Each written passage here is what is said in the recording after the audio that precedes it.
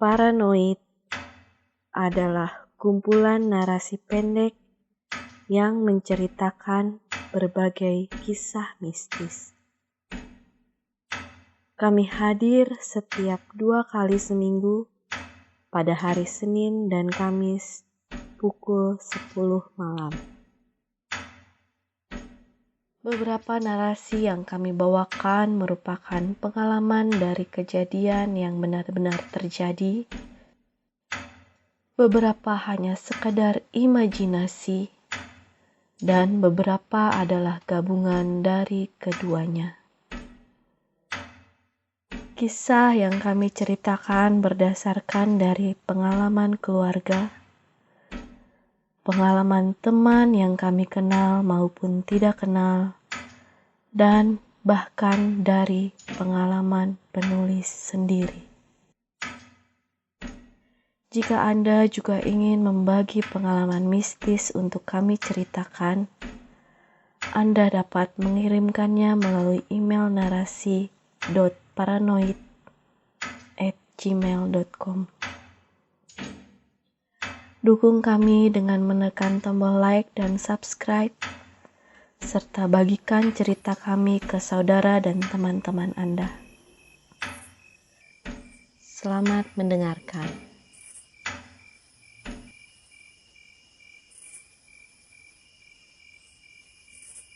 Boneka.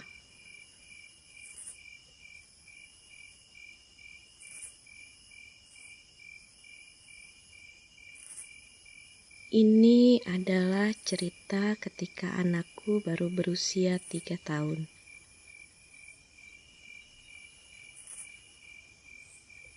Aku adalah seorang ibu rumah tangga, sedangkan suamiku adalah seorang pekerja kantoran. Sebagai seorang pekerja kantoran, kami sangat menantikan waktu berdua.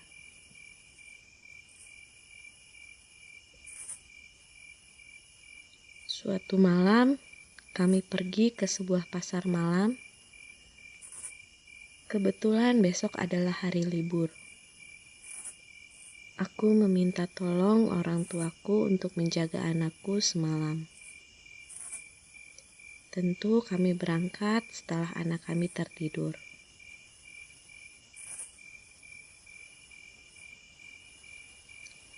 Banyak hal yang kami lakukan setibanya kami di pasar malam.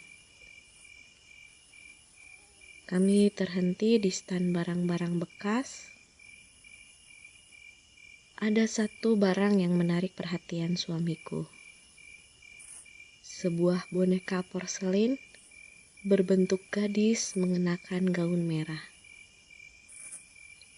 Bibirnya merah, matanya biru, dan rambutnya pirang. Sebenarnya aku tidak menyukainya. Aku berkata kepada suamiku untuk tidak membelinya. Kami kemudian melanjutkan berkeliling di pasar malam.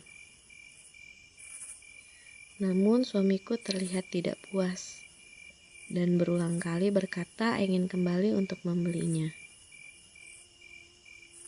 Sebelum kami pulang, akhirnya kami kembali ke stand tersebut untuk melihat kembali boneka tersebut. Aku berharap boneka tersebut sudah terjual. Namun, ketika kami kembali, boneka tersebut masih ada dan suamiku memutuskan untuk membelinya. Kami tiba di rumah sekitar pukul 1 dini hari. Kami berniat untuk beristirahat setelah menurunkan barang belanjaan kami dari mobil. Kami menurunkan barang belanjaan kami dengan berusaha mengeluarkan suara sekecil mungkin agar kami tidak mengganggu anak dan orang tua kami yang sudah tertidur. Saat suamiku sedang mengeluarkan barang, sekali lagi dia terhenti karena melihat boneka porselin yang tadi dia beli. Namun kali ini reaksinya berbeda. Ternyata tidak terlalu bagus. Kami mulai tertawa dengan suara pelan dan menjadikan boneka tersebut bahan candaan. Boneka tersebut terlihat kusam. Bagian rambutnya sudah tidak rapi dan berdebu. Dan ada sebuah retakan di bagian mata kirinya. Lampu di garasi kami jelas jauh lebih terang daripada pencahayaan lampu di pasar malam. Karena hal itu suamiku tidak jadi memajang di dalam rumah. Dan malah meletakkan boneka tersebut di sebuah ruangan kecil yang kami jadikan gudang yang berada di garasi. Ketika kami hendak beristirahat, anak kami tiba-tiba membuka mata dan terduduk di kasur. Kami terkejut karena tidak biasanya dia terbangun tengah malam. Lagi pula jika dia terbangun karena kami berisik, kenapa baru terbangun setelah kami mulai tenang? Kami mencoba membuatnya tidur kembali. Namun kami tidak bisa merebahkannya. Badannya sangat kaku dan berat. Tidak mungkin anak kami memiliki tenaga sekuat itu, apalagi dia baru saja bangun. Lalu aku memanggil namanya. Seketika dia menangis. Dia menangis histeris, seperti tangisan seorang anak yang mainannya diambil. Tidak pernah sekalipun dia menangis seperti ini. Tangisannya membuat ibuku ikut terbangun. Tangisannya seolah kami sedang mengganggunya. Aku kemudian menggendongnya keluar dan menenangkannya. Sementara suamiku menceritakan apa yang terjadi kepada ibuku. Anakku kemudian kembali tertidur, dan kami pun kemudian tidur. Keesokan harinya, orang tuaku pulang ke rumahnya. Kami hanya bertiga di rumah, suamiku sedang tidur siang di kamar. Aku bermain dengan anakku. Aku menanyakan apa yang terjadi semalam. Maaf ya, tadi malam mama berisik ya? Enggak, bukan mama yang berisik. Emang siapa? Kakak yang di situ, sambil menunjuk ke arah garasi. Aku sama sekali tidak berpikir buruk tentang itu. Aku hanya menganggap itu adalah imajinasi seorang anak. Malam berikutnya saat kami sedang tertidur, anakku membangunkanku.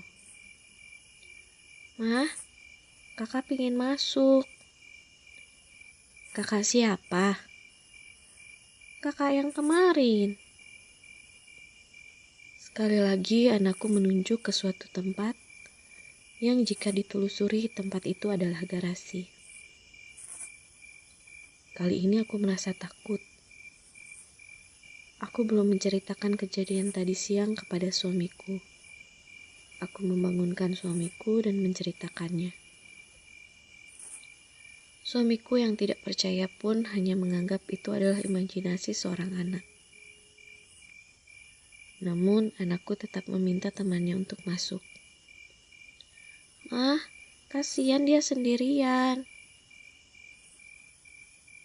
Emang sekarang kakak di mana?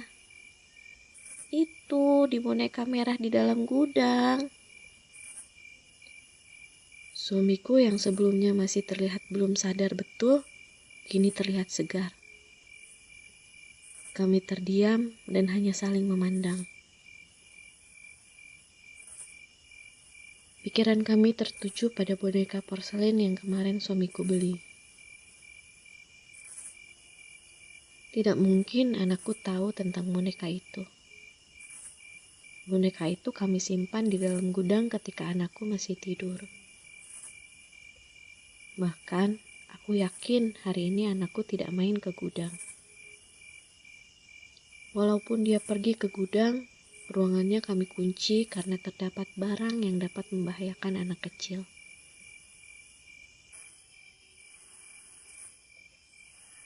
Suamiku segera bangun dan mengambil jaket. Seketika anakku mulai menangis. Jangan dibuang. Aku bahkan belum tahu jika suamiku ingin membuang boneka tersebut. Suamiku segera menyalakan mobil untuk membuang boneka tersebut jauh dari rumah. Aku tetap di dalam rumah sambil menenangkan anakku yang tidak berhenti menangis. Tangisannya sama seperti tadi malam. Tangisan paling histeris yang pernah aku dengar dari anakku. Sambil berteriak, "Jangan dibuang!" Namun suamiku tidak kunjung berangkat. Kurasa jika hanya mengambil boneka dan mengeluarkan mobil tidak akan memakan waktu hingga 20 menit. Aku penasaran apa yang terjadi dengan suamiku. Tapi aku tidak mau membawa anakku ke garasi tempat gudang berada. Aku memanggil-manggil suamiku, untungnya dia masih menjawab. Dia kembali ke dalam rumah. Seketika kami melihat suamiku, tangisan anakku berhenti menjadi sebuah tawa bahagia. Suamiku kemudian mengajak kami semua untuk pergi bermalam di sebuah hotel. Kemudian suamiku bercerita. Boneka porselen yang seharusnya bisa diangkat menggunakan satu tangan menjadi sangat berat.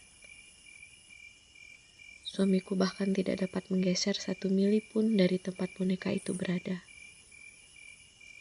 Kami memutuskan untuk bermalam di luar dan mencoba membuang boneka porselen besok pagi.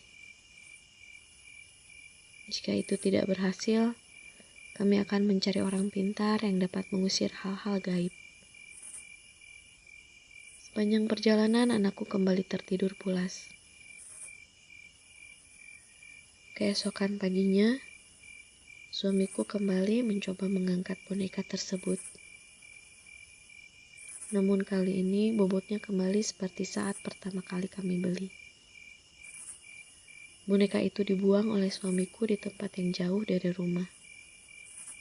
Bahkan aku tidak tahu dan tidak mau tahu di mana suamiku membuangnya. Sejak saat itu kami tidak pernah lagi mengalami hal-hal mistis. Namun anakku yang sekarang sudah tumbuh dewasa merasa mampu untuk melihat hal-hal mistis. Mungkin itu karena pengalaman yang dialaminya sewaktu umur 3 tahun yang bahkan dia sendiri tidak ingat.